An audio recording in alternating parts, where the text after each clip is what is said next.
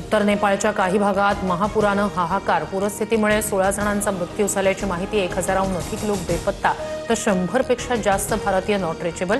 रासुवा जिल्ह्यात प्रचंड नुकसान. तिबेटमध्ये झालेल्या भूकंपामुळे हिमस्खलन आणि पूर. तिबेटमधून पाण्याचा प्रचंड मोठा लोट आल्यानं नेपाळमध्ये विध्वंस. जीव वाचवण्यासाठी नागरिक सैरावैरा पळत सुटले. अनेक गावं, घरं, रस्ते, पूल, हायड्रो पॉवर प्रकल्प वाहून गेले. नेपाळमधील महापुराच्या पार्श्वभूमीवर बिहार सरकारकडून 8 जिल्ह्यांना हाय अलर्ट जारी. बिहारच्या गंडक नदीत सुमारे 3 मीटर उंच पाण्याच्या लाटांचा अंदाज. एनडीआरएफ आणि एसडीआरएफच्या टीम तैनात.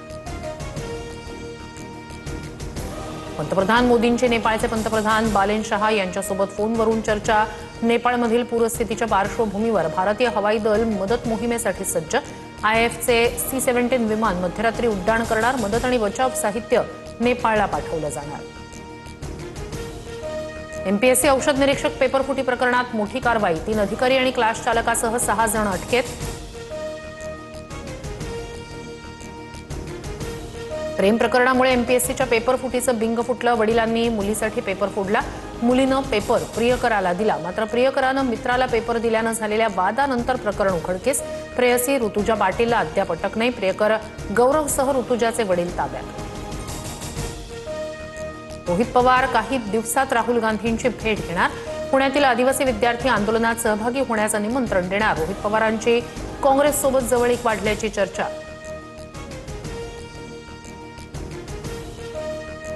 विक्रेत्यांना 30 दिवसांपेक्षा जास्त काळ साखरेचा साठा करण्यास मनाई. 4000 क्विंटलपेक्षा जास्त साखरेचा साठा करण्यावर निर्बंध. वाढलेल्या दरांमुळे सरकारचा मोठा निर्णय. तर पुरवठा विभागाकडून राज्यात झाडाझडती. पुण्यात रुपाली चाकणकर यांचा बारकी पब. 60 ते 70 कोटी कुठून आले? द नाईन्स या हॉटेलवरून संगीता तिवारींचा सवाल. कल्याणी नगरमध्ये चाकणकरांचं द नाईन्स नावाचं आलिशान हॉटेल.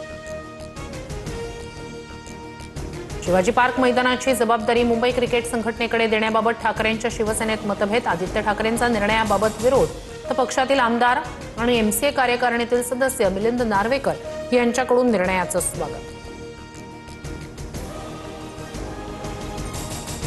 आंदोलनासाठी आझाद मैदानात फक्त एकाच दिवसाची परवानगी. मनोज जरांगे आणि लक्ष्मण हाके यांना मोठा झटका. इतर कोणत्याही ठिकाणी आंदोलन, धरणं आणि जाहीर सभा घेण्यास बंदी. गृह विभागाचा आदेश.